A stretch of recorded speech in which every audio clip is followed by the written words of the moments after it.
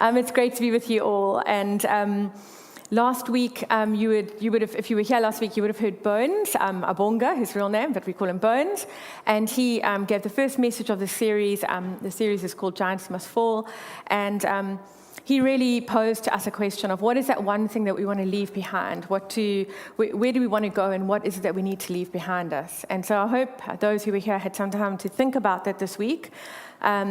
He explained that throughout the series, we'll be looking at the story of Exodus, the story of Israel leaving Egypt and going into the Promised Land. And I couldn't help but think about how crazy and funny God's timing is, and that he definitely has a sense of humor. Because last year, we did a series called Milk and Honey. And, milk and honey is another way of explaining the Promised Land. And the people who live up here on the North Coast believe that this is a Promised Land, and that anything south of here is Egypt, or the unpromised land. And on the very week that we started Milk and Honey, Sheldon and I moved back to Egypt, the wilderness. And so it was quite difficult preaching into the land of milk and honey while we had done a back move, so to speak.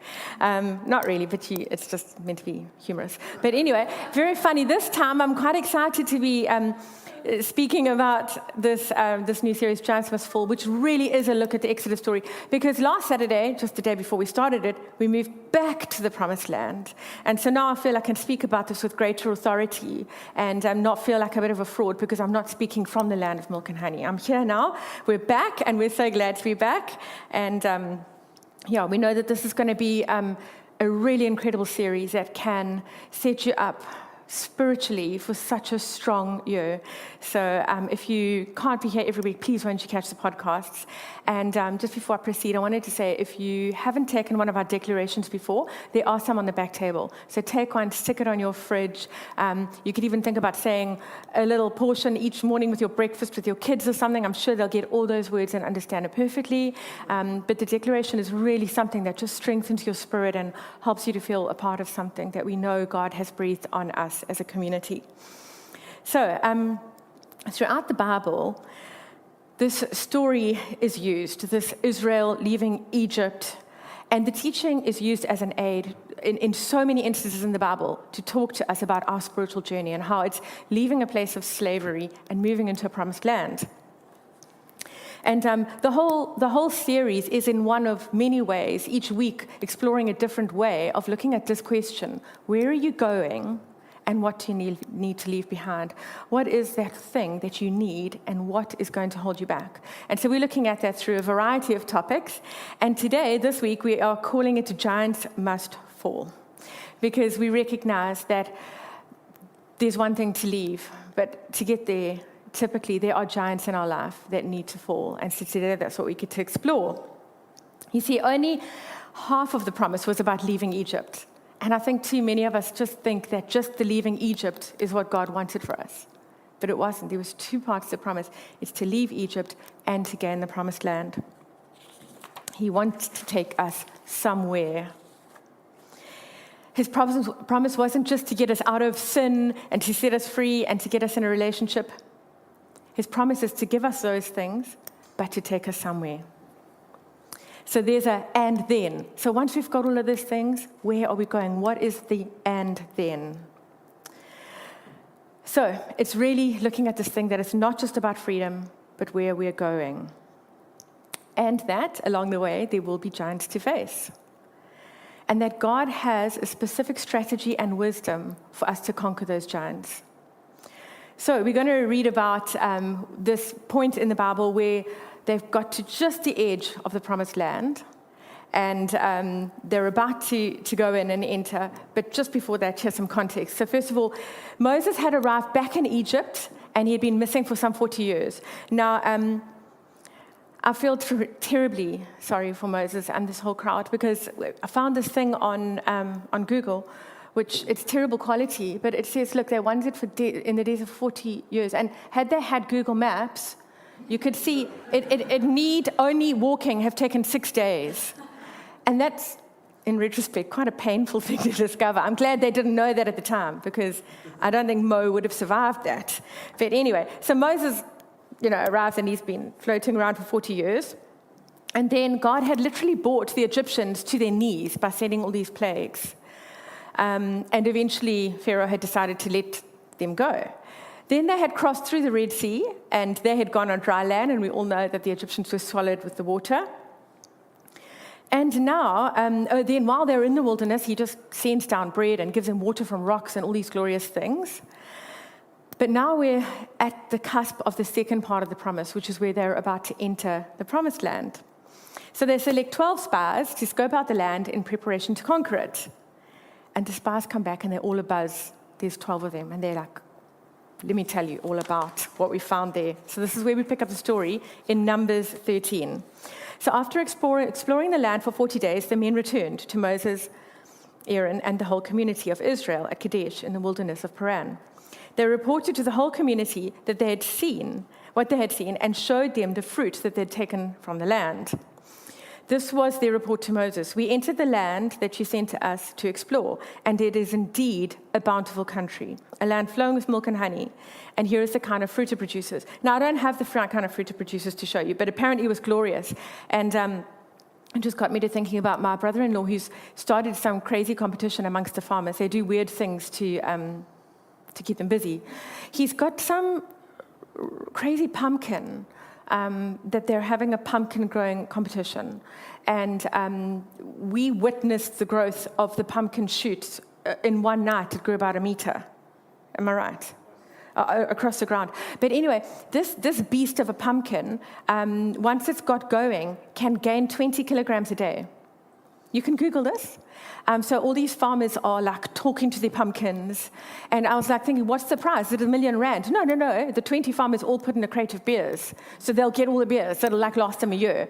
I'm like, you're doing all this for a pumpkin for that? And they're like, yes. It's a very wise thing to do. Anyway, but in this land, there is this marvelous fruit. And basically, they come out going, wow, God wasn't tricking us. This land is incredible. It's amazing. It's bountiful. We can just see this promise in the land. In Numbers 13:28, it says, but the people living there are powerful. So now they're carrying on with their report. So it's a great land. We can see that the fruit is incredible. But the people living there, let me tell you about them. They are powerful, and their towns are large and fortified. We even saw giants there, and the descendants of Anak. The Amalekites live in the Negev, and the Hittites, Jebusites, and Amorites live in the hill country. The Canaanites live along the coast of the Mediterranean Sea and along the Jordan Valley. So now this crowd are surprised. They're surprised because they hadn't factored in that they would get there and find an established people. And they realize that these people aren't going to go, oh, you're here. Sorry, give us a moment while we pack up and leave. These people are established. They've got towns, and the Israelites have got tents. They've got fortifications, and the Israelites are camping. They're big, and the Israelites are small. There are 5 nations in the new land, in the promised land, and the Israelites are only 1 nation. So they look at themselves, and they compare it to the challenge ahead of them, and they realize that they come short in every single way. They're intimidated and they're fearful, and they are aware that they are facing giants. But why were they surprised? What had they expected? And I think it's something that we all know so well, is that expectations are crucial. Before having a child, even though I'd seen the haunted looks of many faces of parents, I believed that it would be different for us. And I had this expectation of our beautiful little cuddly squidge sitting on the couch with us, just watching movies. And for some weird reason, in my dream, there were marshmallows. It's like the epitome of something gentle and soft and squishy and just wonderful. We'd just eat marshmallows and watch movies, and this child would never cry. And in retrospect, I can remember those terrorized warnings from many other parents, but you just don't seem to be able to hear it. You have this expectation, and expectations can hurt us. So many believers then find it surprising when they come against these oppositions, and they just had not expected it. But in 1 Peter, it says this: dear friends, don't be surprised at the fiery trials you are going through, as if something strange were happening to you. Does that resonate with any of you, the fiery trials? Any of you? I'm sure it does. And yeah, it's just saying, don't be surprised. This is something that is a given in life, that we will have fiery trials. In 1 John 3, it says, don't be surprised, dear brothers and sisters, if the world hates you. And that's really speaking of our enemies, that we must not be surprised when we have enemies. In fact, we should expect enemies, because when you stand for something, there's going to always be people who stand for something different. Why were they surprised, and why do we get surprised when we come up against these oppositions? I think it is because the leaving of Egypt looks very different to the entering of the promised land.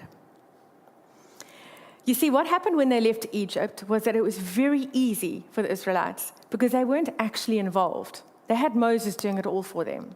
So they got to kind of sit in the comfort of their homes, and they got Moses representing for them and going to Pharaoh and dealing with everything so that they could find their slavery. And every day it would be like, oh, we get to hear a report. Today it was frogs. Today God took them down with Moses and frogs. And the next day it was fleas. And the next day it was boils. And then there was hail and locusts. And every day they just get to go, wow, look what God and Moses did. This is amazing.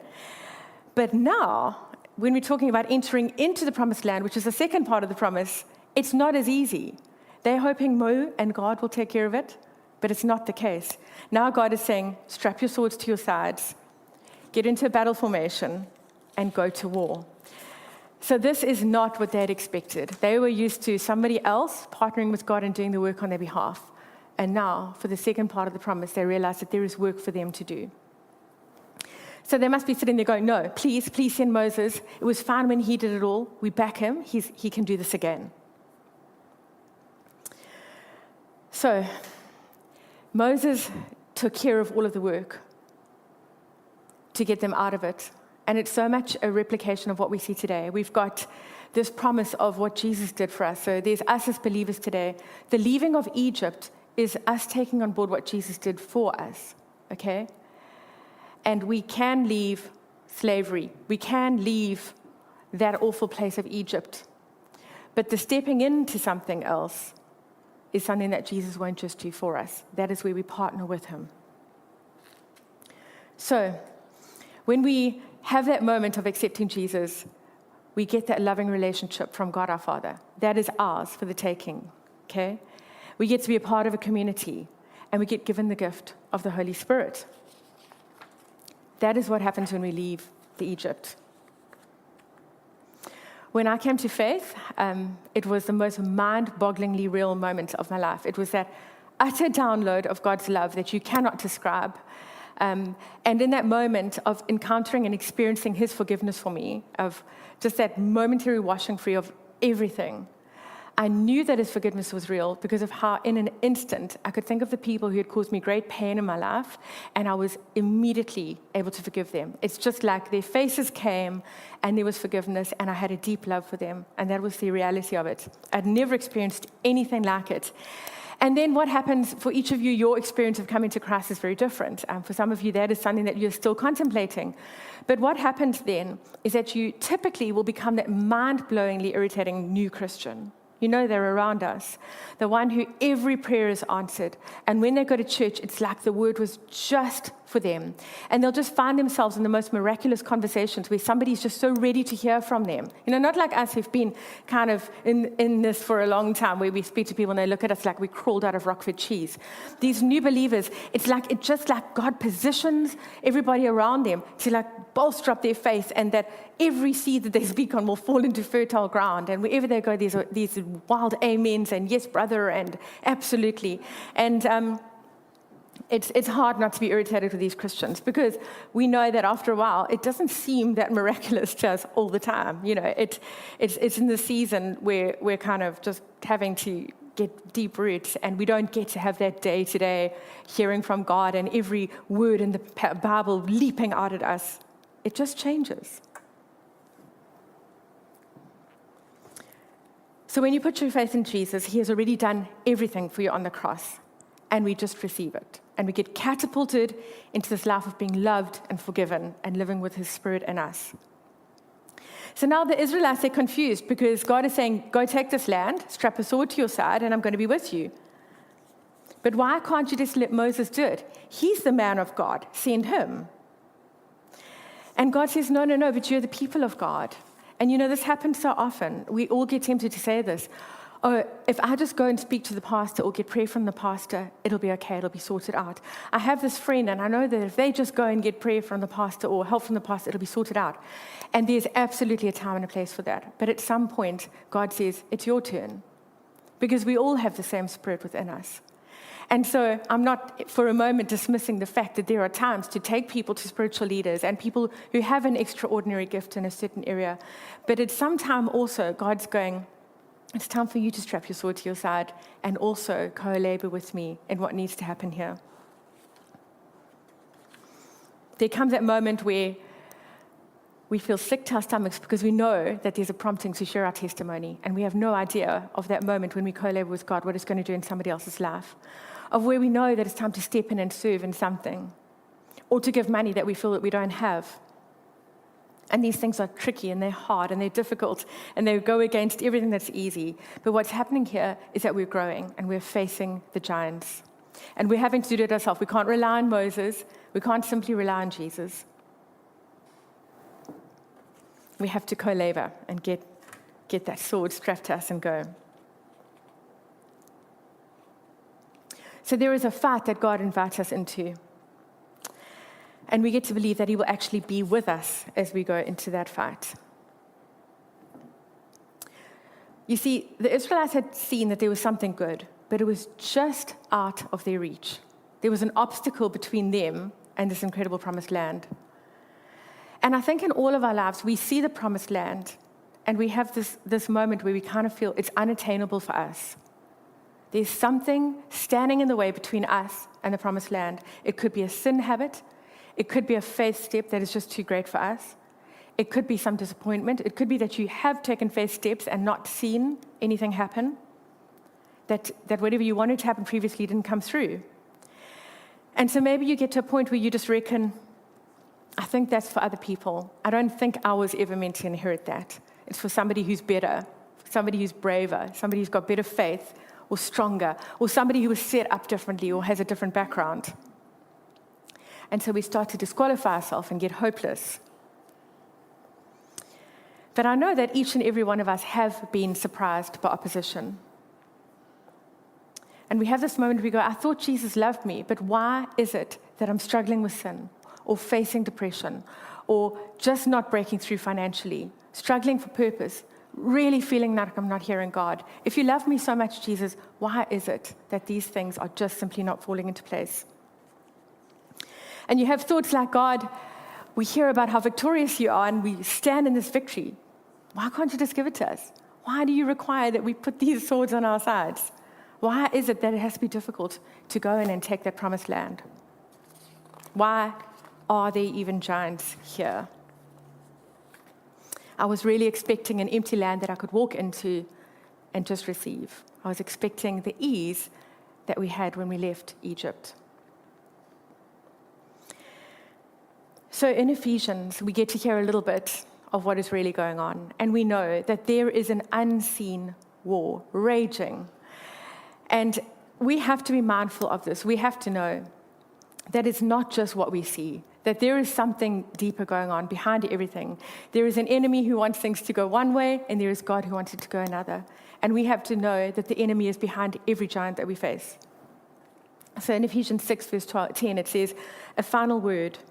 Be strong in the Lord and in his mighty power. Put on all of God's armor so that you will be able to stand firm against all of the strategies of the devil. For we are not fighting against flesh and blood, enemies, but against evil rulers and authorities of the unseen world, against mighty powers in this dark world, and against evil spirits in the heavenly places. So why does God ask us to get involved? Because the first time those Israelites stepped into the fight and strapped their swords on, they changed from simply being ex-slaves, and they became people with authority and with power and with destiny. Because if all we're doing is leaving the old life and not armoring up and going into the new thing, we will only be ex-something. We will only ever be the thing that God saved us from, the ex-sinner, the ex-gossip, the ex-liar, the ex-fraudster, the ex-addict, the ex-victim. He has so much more for us than simply being an ex. He wants us to step into destiny and inheritance, and for that, we have to armor up. He doesn't want us walking around as people intimidated. He needs us to confront the demons of our past and face the fears of our future. So, he doesn't want ex-slaves, he wants fierce warriors and mighty conquerors. We're not just forgiven sinners, we are children of the King, and there is so much that he has for us. So, the next part of the story is what I absolutely love. Picking up in Numbers again, what we see is that out of these 12 spies going into the land, there are two distinct groups of people. Okay, it says here in verse 30, but Caleb tried to quiet the people as they stood before Moses. Let's go at once to take the land.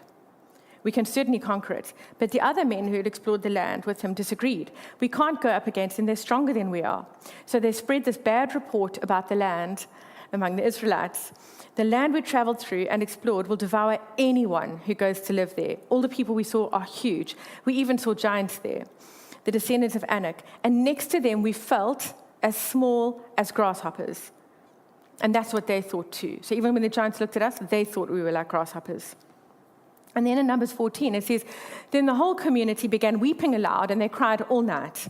Their voices rose in a great chorus of protest against Moses and Aaron. If only we had died in Egypt, or even here in the wilderness, they complained. Why is the Lord taking us to this country only to have us die in the battle? Our wives and our little ones will be carried off as plunder. Wouldn't it be better for us to return to Egypt? And then they plotted amongst themselves, let us choose a new leader to take us back to Egypt. I mean, that's completely profound. They're actually considering going back into crushing slavery and oppression rather than armoring up and trusting their God, who they have seen do incredible things through. So then in Numbers 14, two of the men who had explored the land, Joshua, son of Nun, and Caleb, son of Jephunneh, tore their clothing. They said to all the people, the land we traveled through and explored is a wonderful land. And if the Lord is pleased with us, he will bring us safely into that land and give it to us. It is a rich land flowing with milk and honey. Do not rebel against the Lord, and don't be afraid of the people of the land. They are only helpless prey to us. They have no protection, but the Lord is with us. Don't be afraid. So there's two things I just want to pull out of here. The first is this. Who do we listen to when we get account of where we're going? Because there were two spies who saw something very different to what the 10 did.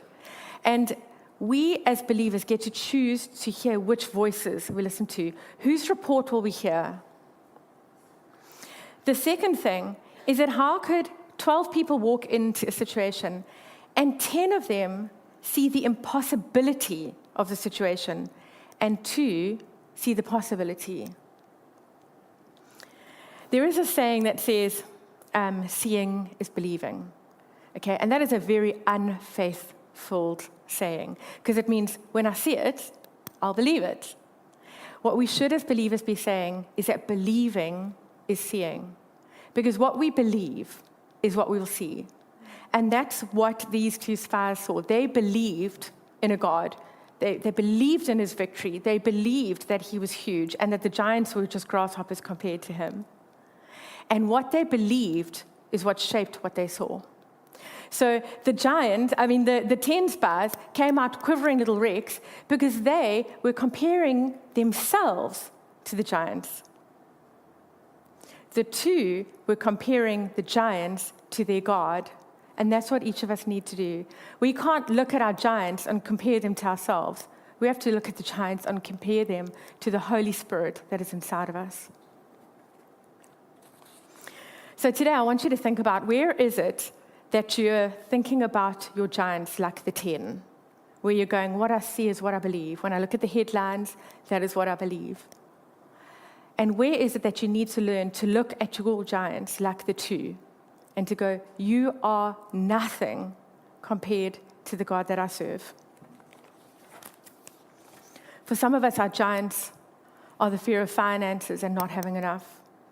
For some of us, it's that we know deep down that we've got a calling to share our faith, and we're terrified of doing that.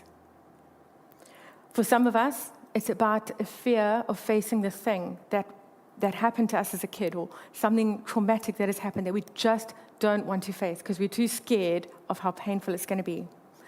For some of us, it's confronting a person. For some, it's forgiving a person. For some, it's a fear of being single. For some, it's a fear of staying married.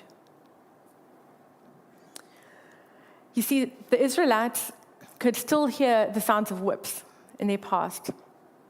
And they were saying, if we have a choice of the whips or the swords cutting us in half, we'd rather go for the whips, because that's familiar. We know what it felt like to be slaves and under oppression. And it's a little bit less scary than this thing that we have to face. And that's the thing that we have to remember, is that in Jesus, we have everything that we need to survive. We have his love, we have his Holy Spirit, we have his freedom, and we can survive. And that would just be the first part of the promise. But the second part of the promise, where he wants to take us, is where we learn to thrive, not simply to survive.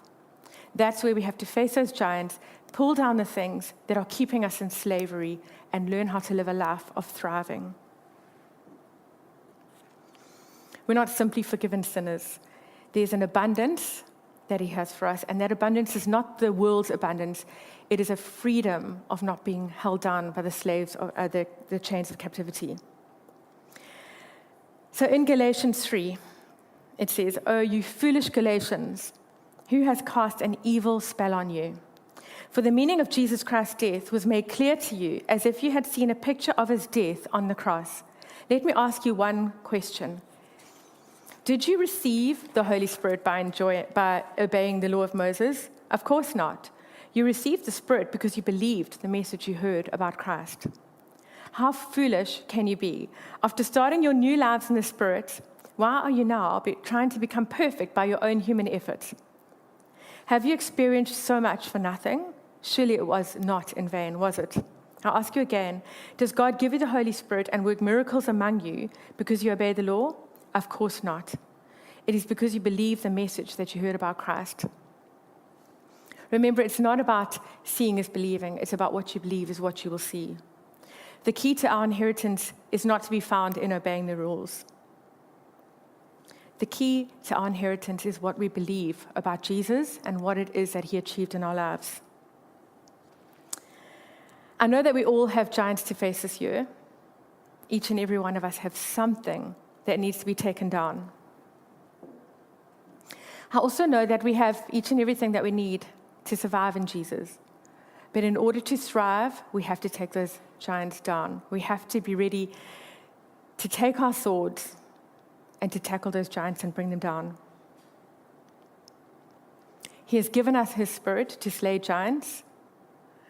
And whatever those giants are that are standing in the way, today know that they will stop you from entering the promised land, and God does not want you to not enter what he has already achieved for you. So we're going to take communion now. And as they're handing out the communion, I just want you to take a moment to really think about, you may have a whole list of giants in your life.